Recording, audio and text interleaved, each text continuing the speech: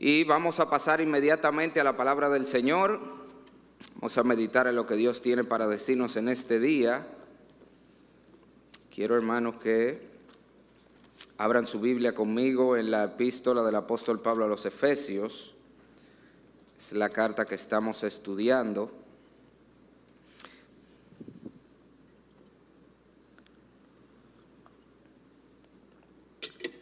Estamos en el libro de los Efesios, capítulo número 3, considerando la sección que va desde el versículo 14 hasta el 21, que cierra la parte doctrinal de esta carta. Dice la palabra de Dios, leemos Efesios, capítulo número 3, versículo 14. Por esta causa doblo mis rodillas ante el Padre de nuestro Señor Jesucristo, de quien toma nombre toda familia en los cielos y en la tierra, para que os dé, conforme a las riquezas de su gloria, el ser fortalecidos con poder en el hombre interior por su Espíritu, para que habite Cristo por la fe en vuestros corazones, a fin de que, arraigados y cimentados en amor, seáis plenamente capaces de comprender con todos los santos cuál sea la anchura, la longitud, la profundidad y la altura,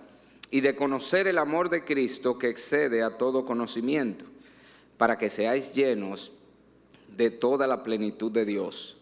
Y aquel que es poderoso para hacer todas las cosas, mucho más abundantemente de lo que pedimos o entendemos, según el poder que actúa en nosotros, a Él sea gloria en la iglesia, en Cristo Jesús, por todas las edades, por los siglos de los siglos. Amén. Padre, qué gran consuelo es para nosotros leer que tú ciertamente eres poderoso para hacer todas las cosas mucho más abundantemente de lo que pedimos o entendemos, según el poder que actúa en nosotros. Porque necesitamos, Señor, desesperadamente de ese poder en esta mañana, que ese poder sea evidente en nuestra humana debilidad.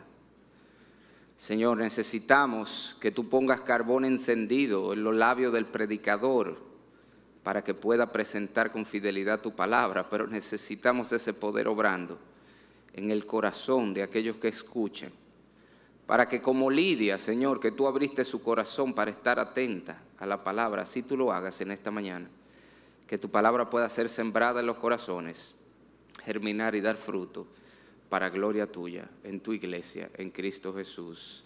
Amén.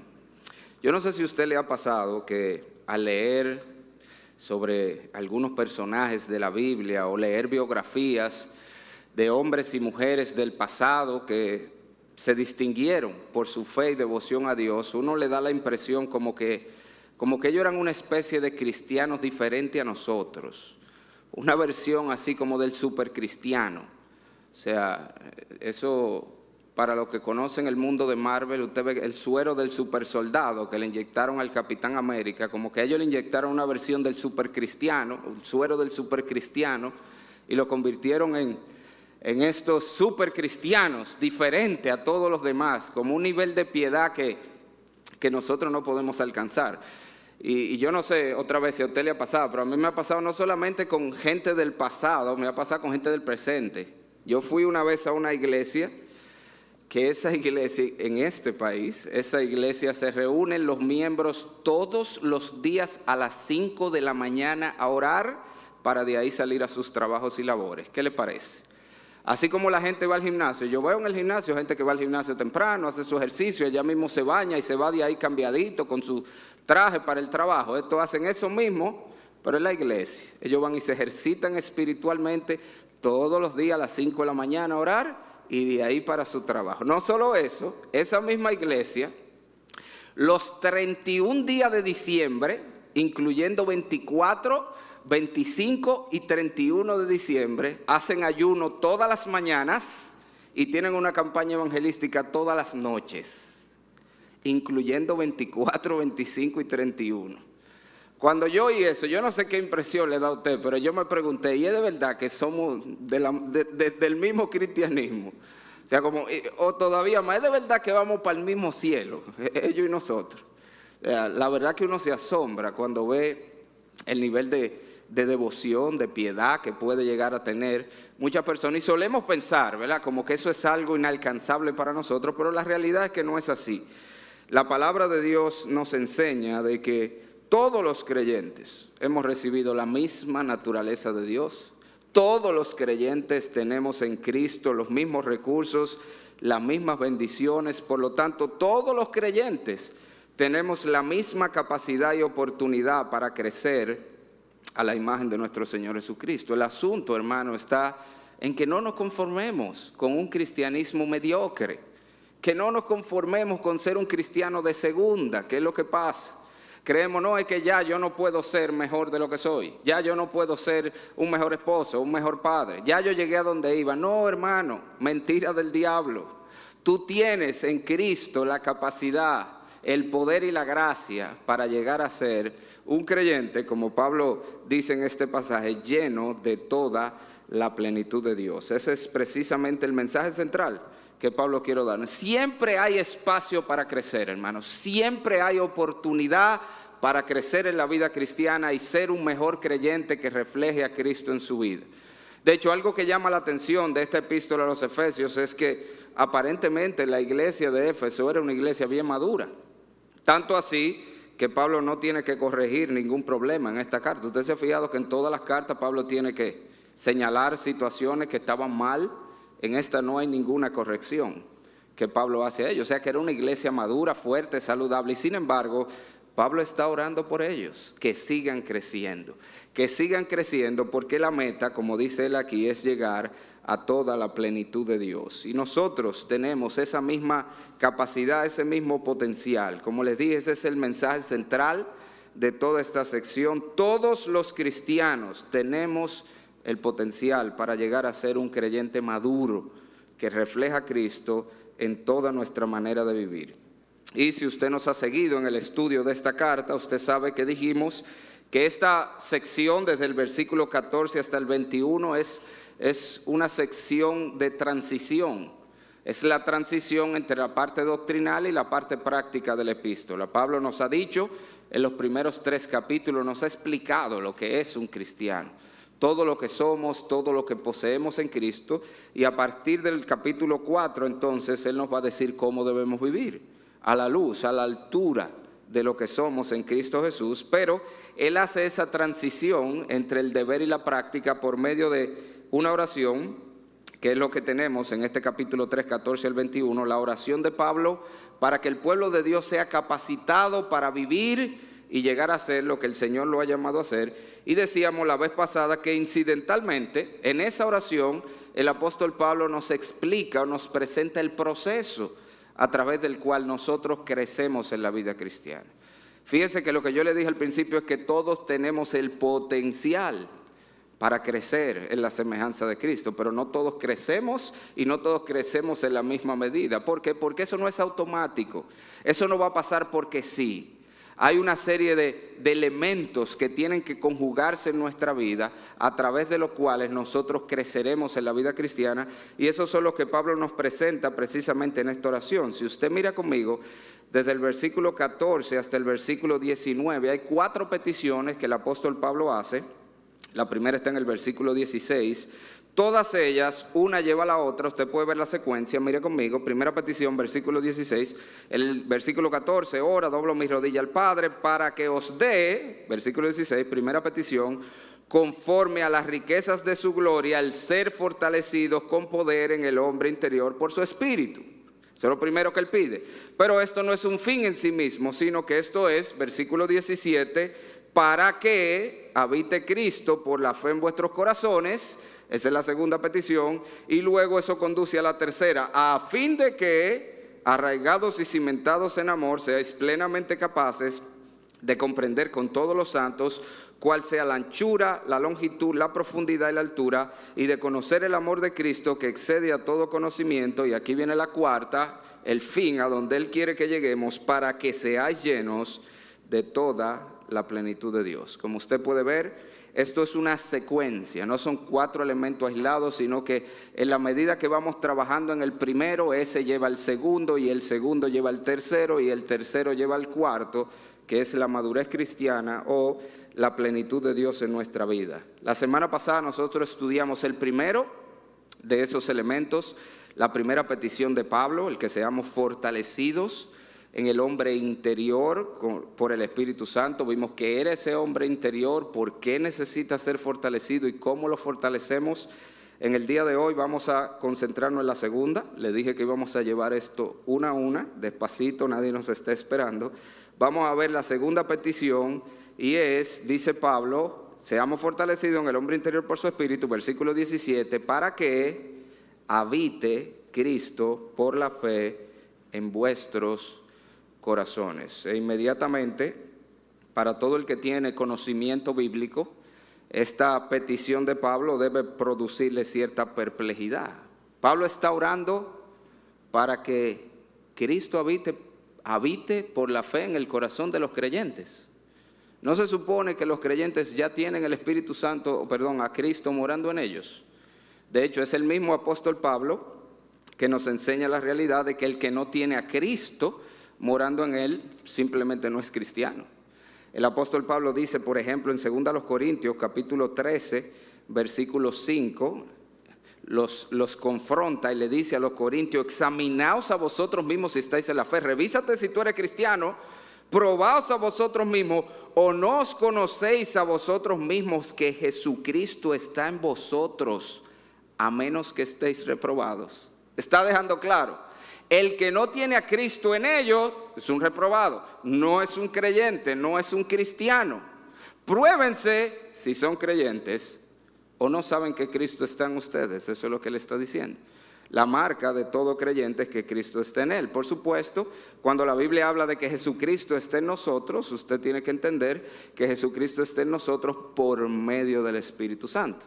Dada la unidad esencial entre los miembros de la Trinidad, el hecho de que el Espíritu de Cristo, el Espíritu Santo es el Espíritu de Cristo, habita en nosotros, Cristo, por tanto, habita en nosotros. Hay un texto, búsquelo en su Biblia, Romanos capítulo 8, quiero que lo busque, muy importante, porque deja claro esta realidad. Otra vez, todos los verdaderos creyentes ya tienen a Cristo morando en ellos, pero a la vez allí podemos ver que a lo que se refiere que Cristo mora en el creyente es a la realidad de que el Espíritu de Cristo mora en nosotros. En ese texto se ve muy claro, Romanos capítulo 8, versículo 9 al 11, dice, mas vosotros no vivís según la carne, sino según el Espíritu, si es que el Espíritu de Dios mora en vosotros.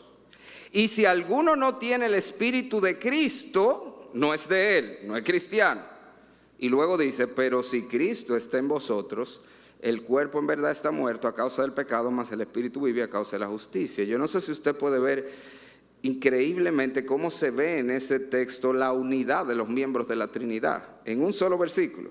Habla del Espíritu, sino según el Espíritu. Luego le llama al Espíritu el Espíritu de Dios que mora en vosotros. Luego le llama el Espíritu de Cristo. Y luego de haber hablado del Espíritu morando en nosotros, dice de lo más natural, pero si Cristo mora en vosotros, o sea que Cristo mora en nosotros por medio del Espíritu. Todo cristiano, en Efesios 1 también lo vimos, habiendo oído la palabra de verdad, el evangelio de vuestra salvación, y habiendo creído en él, ¿qué? Fuisteis sellados con el Espíritu Santo. Todo genuino creyente, en el momento que cree, recibe el Espíritu Santo. Y si no recibe el Espíritu Santo, no se convirtió en nada. No es cristiano. Tan sencillo como eso es lo que Pablo está diciendo. El que no tiene el Espíritu de Cristo no es de él. No hay tal cosa como un cristiano sin el Espíritu Santo.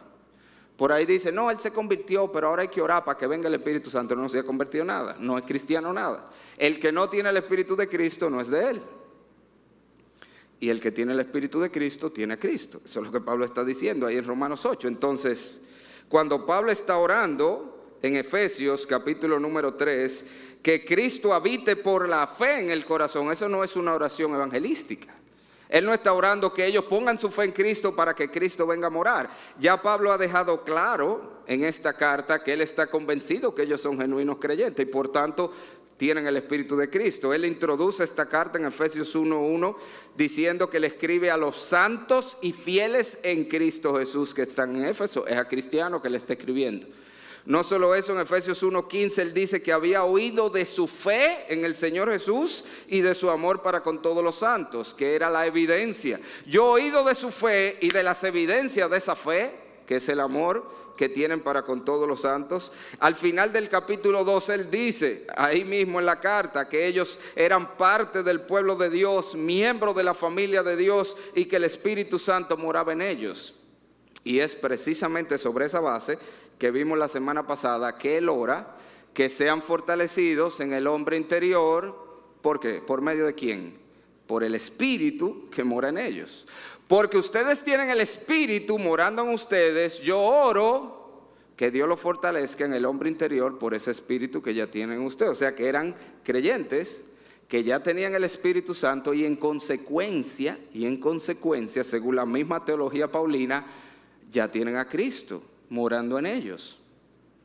Que por cierto, debo hacer la nota aquí, mis hermanos, esa es la gran diferencia entre el cristianismo bíblico y el cristianismo y las religiones del mundo.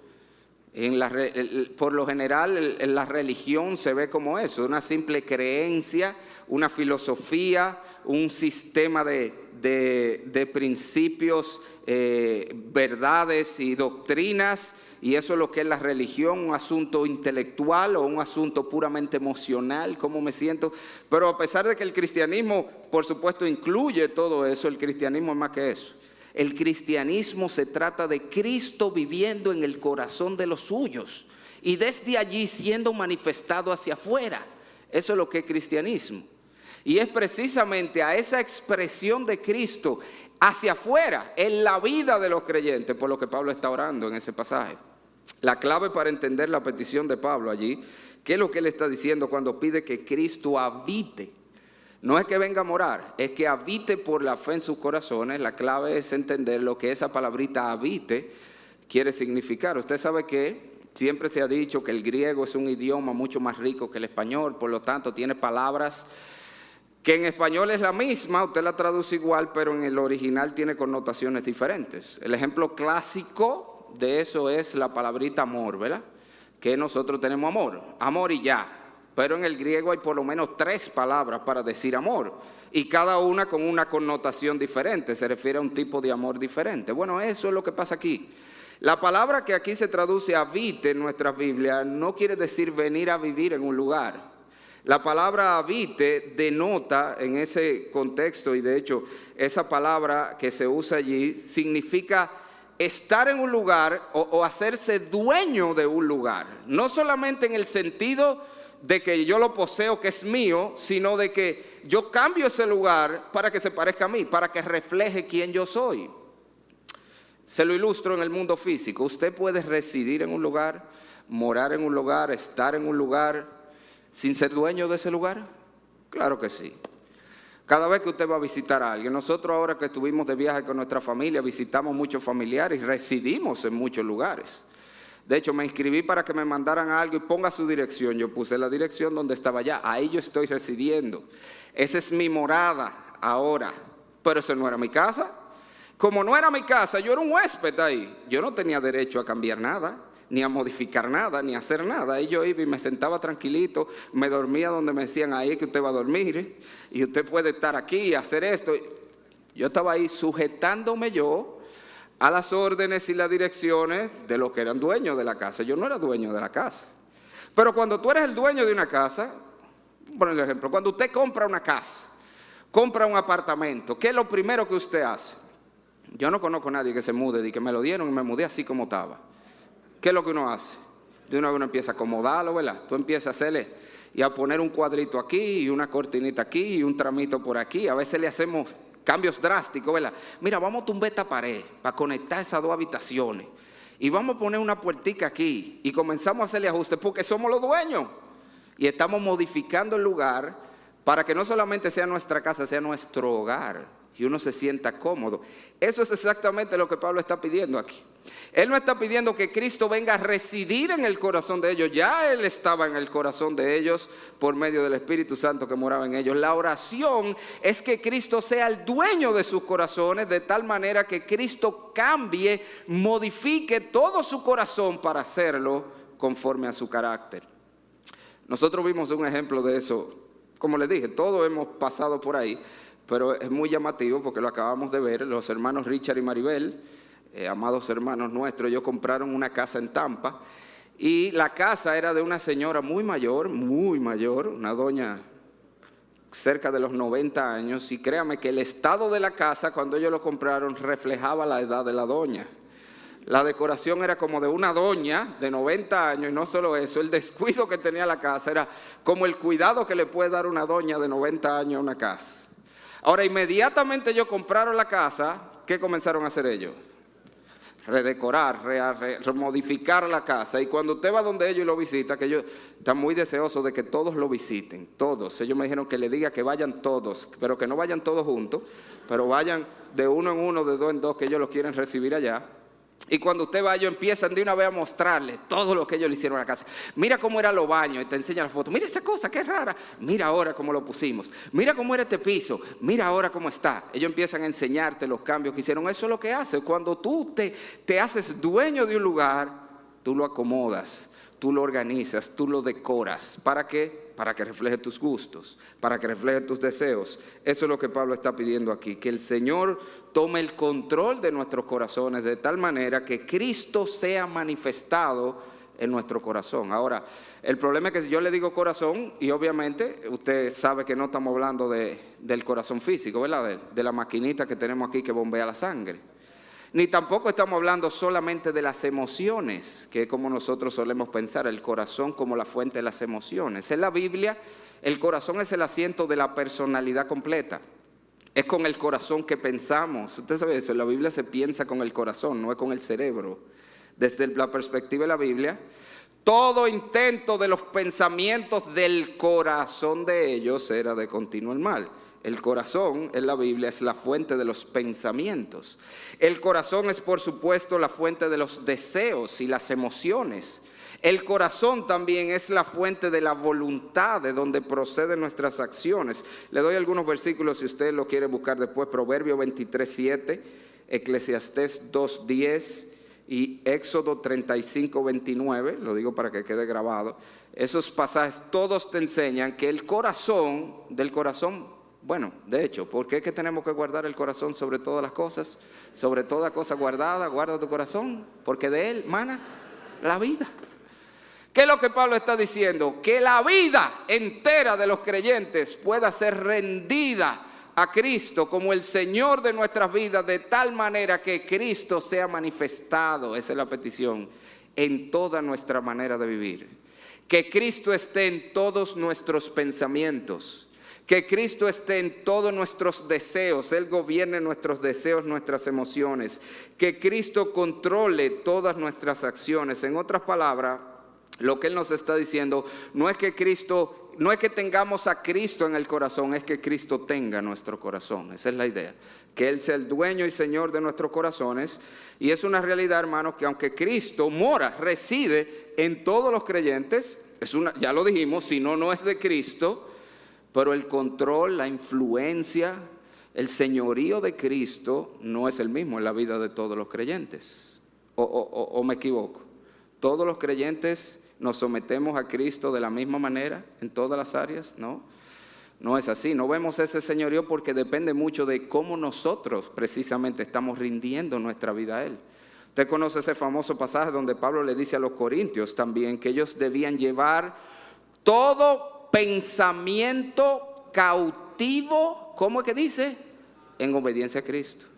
¿Cómo es que Cristo va a llegar a habitar en mis pensamientos? ¿Cómo es que Cristo va a llegar a ser el Señor de mis pensamientos? Que yo piense como un cristiano.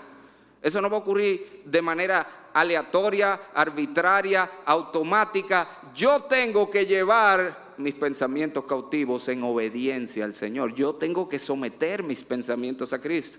Yo tengo que someter mis deseos a Cristo.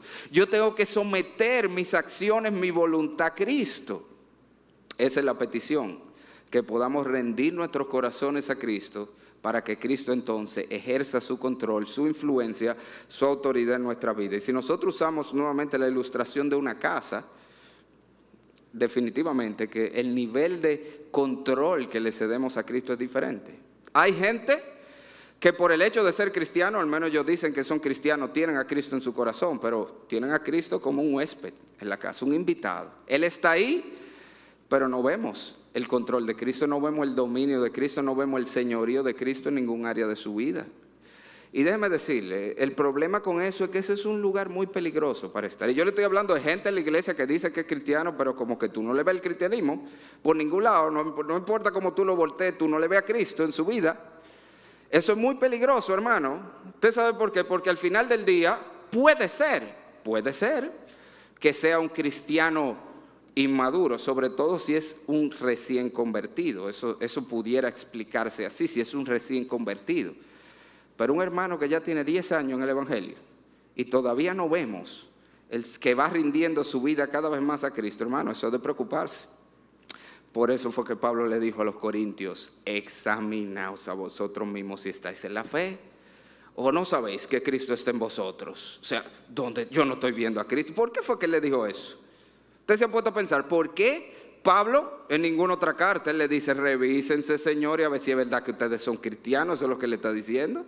¿Por qué a los corintios? Usted ha leído primero a los corintios todos los líos que había en esa iglesia, toda la barra basada. Había fornicación, y tal fornicación, dice Pablo, que ni entre lo impío. Había un hermano demandando a otro, había divisiones, había pleito, había de todo. Y Pablo le da el beneficio de la duda. Ustedes son nuevos creyentes. Puede ser que todavía no han crecido y no han aprendido a rendir su vida a Cristo, pero ojo, mira, ten cuidado, le dice, examínate, porque puede ser que sea que tú eres un creyente todavía inmaduro, pero puede ser que no sea cristiano nada, que no tenga Cristo, porque el cristiano, como te dije, el cristianismo se trata de Cristo morando en nosotros y cada vez más saliendo, reflejándose hacia afuera, ese Cristo que mora en nosotros en toda nuestra manera de vivir. Pero esos son solo algunos casos dentro de la iglesia. Esos que dicen que son cristianos, uno le llama hermano porque ellos dicen que son cristianos, y en realidad uno no puede señalar un pecado que está practicando en su vida, que uno pueda decir, no, mire, pero no vemos a Cristo. Yo le he dicho, yo soy sincero. Hay hermanos que yo le digo hermano porque ellos dicen que son hermanos, pero si yo me lo encuentro en el cielo me voy a sorprender. Y le voy a decir, oye, ¿qué tú haces aquí, fulano? Porque no me lo estoy esperando, que lo voy a ver allá. Y le digo hermano, pues yo dice que son hermanos. Está bien, si tú lo dices, pero no estoy esperando verlo allá. Y me voy a sorprender si lo veo. Igual como espero sorprenderme con gente que yo no esperaba ver que vea. Y digo, oh, pero mira Fidel, después de todo, si era cristiano, lo que pasa es que estaba calladito ahí. Viene todos los domingos fielmente, más que muchos cristianos. Y era calladito que estaba y se había convertido hace rato. Dame ese susto, hombre. Pero bueno, la idea es, yo tengo problemas, yo le he dicho. Pero la idea, no, ese es un grupo. Pero hay otro grupo de cristianos que lo que hacemos es que le cedemos cierta área de nuestra vida al Señor. Tenemos al Señor como en una pensión. Mira, en esta casa, esa habitación es tuya. Tú puedes hacer lo que tú quieras ahí. Lo que tú quieras, pero de esa habitación para allá. De aquí para acá esto es mío y yo hago lo que yo quiera. Generalmente le entregamos nuestra vida de iglesia, ¿verdad?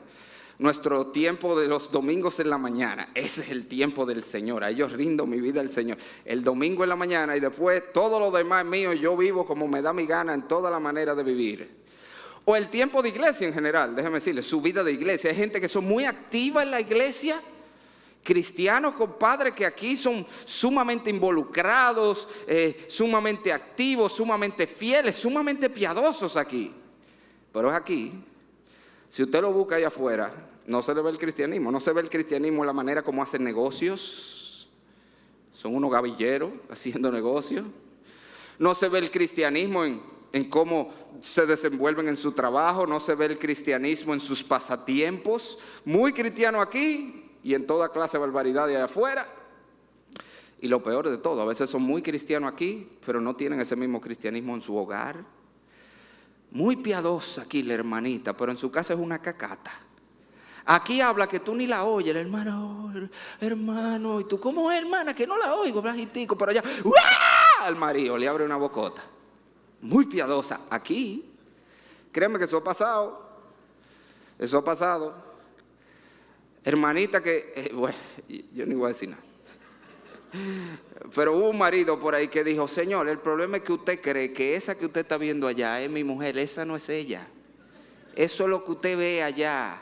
Yo quisiera que usted la vea en mi casa. Eso pasa. Muy cristiano. Aquí, entregado al Señor. ¿Y allá? Pero pasa también con los hermanos, Mire, en la iglesia del Señor hay gente que ha llegado a ocupar posiciones de liderazgo en la iglesia, líderes ministeriales, diáconos, hasta pastores en la iglesia, pero que cuando tú vas a su casa, sus hijos y su mujer no están muy convencidos de su cristianismo todavía. Porque es un gran líder en la iglesia, pero no es para nada ese líder espiritual en su familia, donde primero tú debes ser un líder es en tu casa, dirigiendo a tu familia al Señor. No, pero eso pasa mucho. Le damos un área de nuestra vida, le damos nuestra vida de iglesia. El caso de la mayoría, en realidad, hermanos, es el caso de la mayoría de nosotros, es que le cedemos al Señor toda la casa, pero nos quedamos con un closecito. Déjame ese ladito ahí atrás, Señor. Todo es tuyo ya, mira, toda mi vida es tuya, yo me someto, pero eso, déjame eso. Eso es tú sabes de lo que yo te estoy hablando, era eso que tú no has acabado de rendir al Señor. Esa situación en tu vida, esa cosa que te gusta hacer, que tú sabes que no es del agrado del Señor. Eso que tú sabes que el Señor te está pidiendo y que tú no acabas de rendirle. Eso es lo que hacemos la mayoría. Le rendimos todo, pero nos quedamos con un closecito, donde ponemos allí eso que no acabamos de rendir al Señor. Ahora, lo que Pablo está pidiendo y lo que es el deseo del Señor es que nosotros rindamos todo nuestro corazón a Cristo. Que todos nuestros pensamientos, todos nuestros deseos, todos nuestros anhelos, todas nuestras acciones sean filtradas por Cristo Jesús y sean sujetados a Cristo Jesús. La petición de Pablo es que Cristo, si lo queremos poner como él dice en el pasaje paralelo a Colosenses, que Cristo sea el todo en todos, hermano. Esa es la petición, que Cristo sea el todo en todos. Yo no sé si a usted le pasa, yo conozco gente que de verdad ellos creen como que es que no se puede ser tan cristiano tampoco, pastor. Porque es que a veces uno se abruma con todo es Cristo y todo el cristianismo y todo. Es que ese es el cristianismo, hermano. De eso es que se trata esto. Se trata de que cada día nos rindamos más a Cristo y sometamos nuestra vida a Cristo y cada vez reflejemos más a Cristo en nuestra manera de vivir. Ahora la pregunta es cómo llegamos allí, cómo nosotros llegamos a ese punto donde podemos rendir nuestra vida a Cristo y que Cristo se vea en toda nuestra manera de vivir. Bueno, el texto también nos dice, si usted mira el pasaje, el apóstol Pablo nos dice que hay dos cosas que nosotros necesitamos por lo menos para llegar allí. La primera obviamente es lo que vimos la semana pasada. ¿Usted se acuerda que esto es una secuencia? Fíjese otra vez que él dice que nosotros tenemos que ser, versículo 16, fortalecidos con poder en el hombre interior por su espíritu, para que lleguemos a ese punto donde habite Cristo por la fe en nuestros corazones. Esa es la idea. La idea es que para que yo llegue a ese momento donde yo rindo mi vida a Cristo, yo tengo que ser fortalecido primero en el hombre interior. Porque como explicamos la semana pasada, y si usted no oyó el mensaje de la semana pasada, tiene que oírlo. Estos 4 mensajes, el de la semana pasada, el de este y los 2 que vienen son una secuencia, van juntos. Tiene que oír el pasado. Para usted poder llegar a ese punto donde usted rinde su vida a Cristo, primero necesita ser fortalecido en el hombre interior. Porque de lo que estamos hablando aquí es de la batalla que tenemos todos los creyentes. Hay una real batalla en el corazón de los cristianos, la batalla entre la carne y el espíritu. La batalla que Pablo describe en Romanos 7. No hago el bien que quiero, sino el mal que no quiero, eso hago.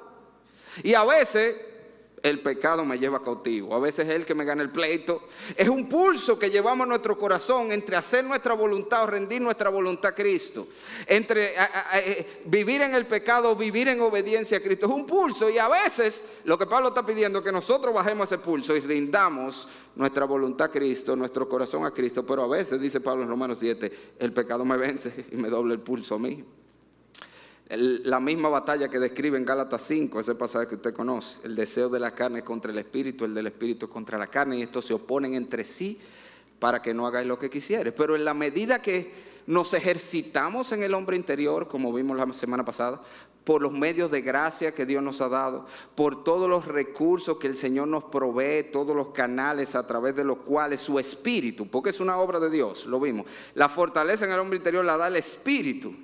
Mi trabajo es hacer uso de los medios de gracia a través de los cuales soy fortalecido en el hombre interior, para que con esa fortaleza interior entonces yo pueda rendir mi vida a Cristo. Otra vez, ¿cómo fue que le dijo a los corintios? Que lleven todo pensamiento cautivo. ¿Por qué cautivo? ¿Qué significa cautivo? Significa que es un preso de guerra, que fue un pleito que echaste. Cautivo no es que te están llevando al paso, es que camine.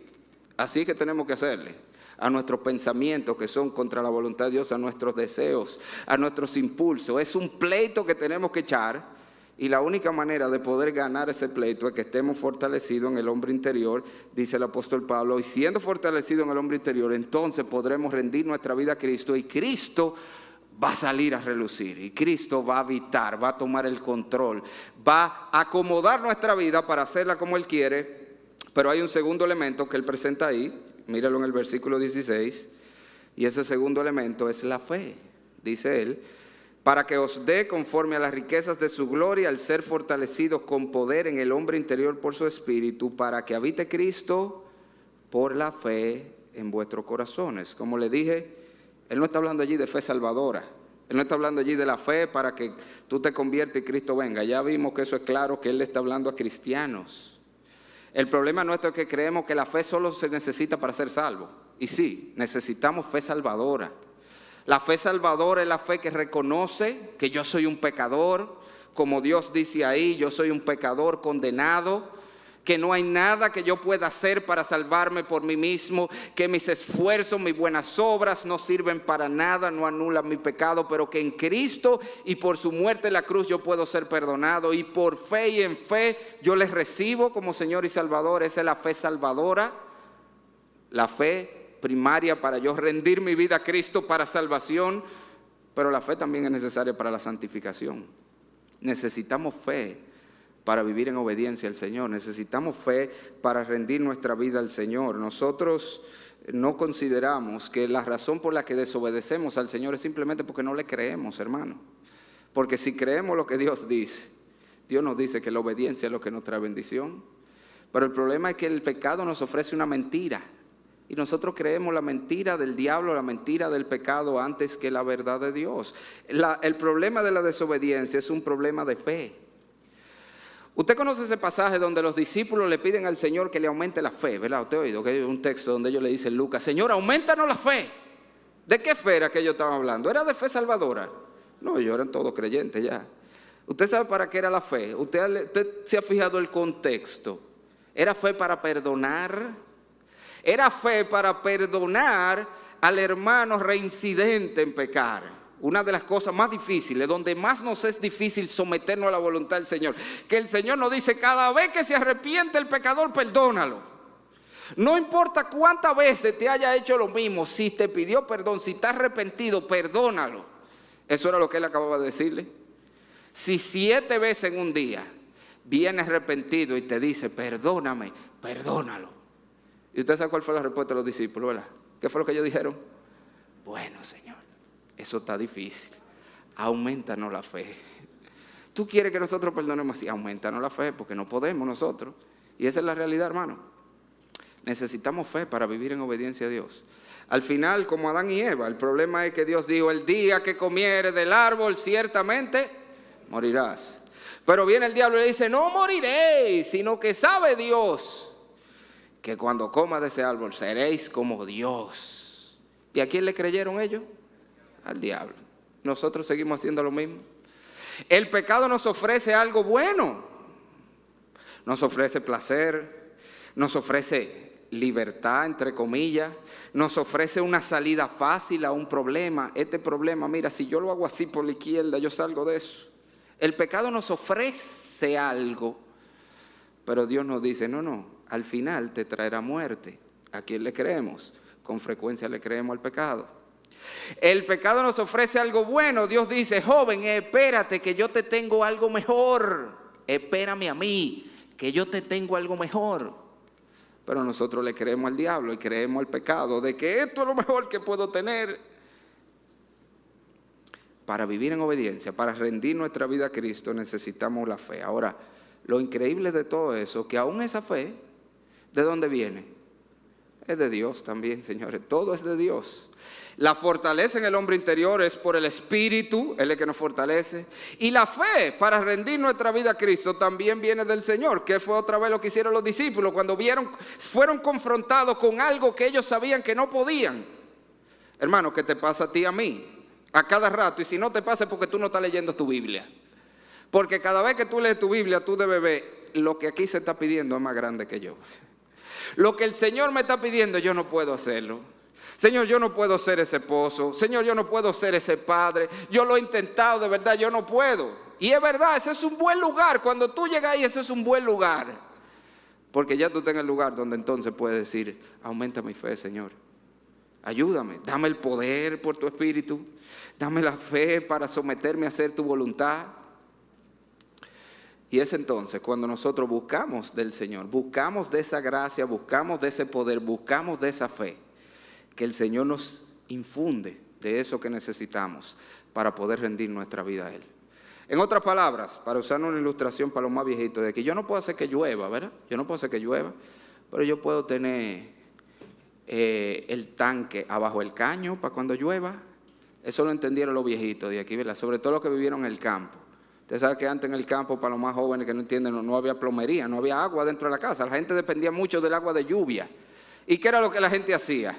Tenía siempre un tanque o una cubeta grande preparada abajo de un caño que salía del techo, para que desde que llovía cayera ahí. Esa es nuestra misión, hermano, en todo esto.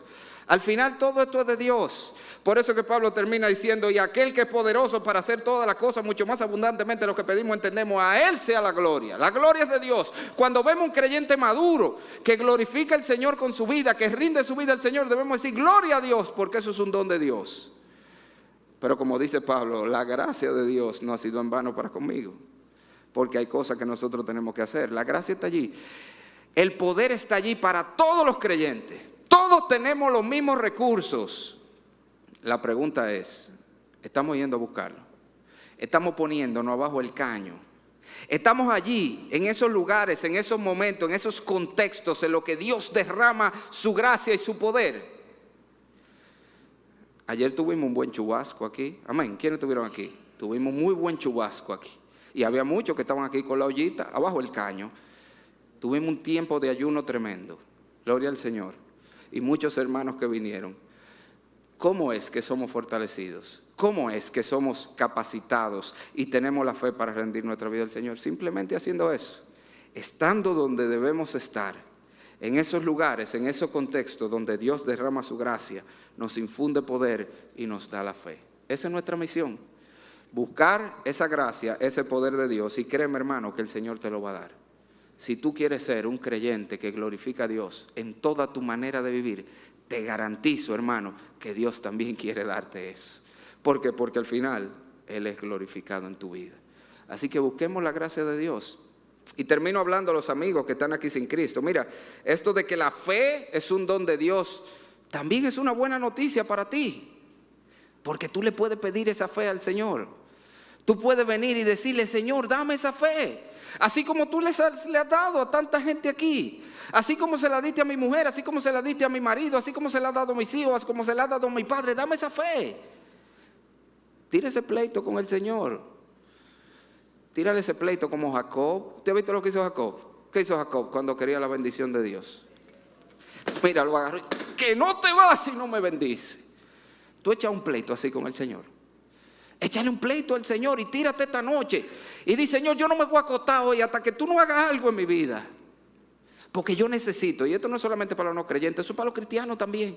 Yo necesito, Señor, yo necesito rendir mi vida a ti. Yo necesito ser un mejor hombre y sé que necesito rendir esta área. Dame la gracia, dame el poder. Echa un pleito con Dios. Jacob fue bendecido. ¿Por qué? Porque echó un pleito con Dios. Y Dios le dijo, óyeme, has peleado con Dios y los hombres, has prevalecido. Ya no te llamará Jacob, te llamará Israel. Esa es nuestra misión, buscar con toda la fuerza de nuestro ser la gracia y el poder de Dios, que Dios te lo va a dar. Sea para salvación o sea para santificación. Oremos. Padre, gracias, Señor, por esta esperanza que tenemos en Cristo, de que en Él hay poder, de que en Él hay gracia. De que tú, Señor, nos ayudas en nuestra debilidad, como aquel padre que pidió a Cristo, aumenta mi fe.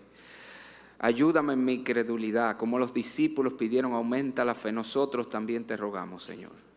Danos gracia, danos poder, danos la fe para rendir nuestras vidas a ti. Queremos, Señor, que nuestra vida refleje en tu señorío en nuestra vida. Que toda nuestra manera de vivir emita el aroma de Cristo, Señor. Danos esa gracia para gloria tuya. En el nombre de Jesús. Amén. Dios les guarde, amados hermanos.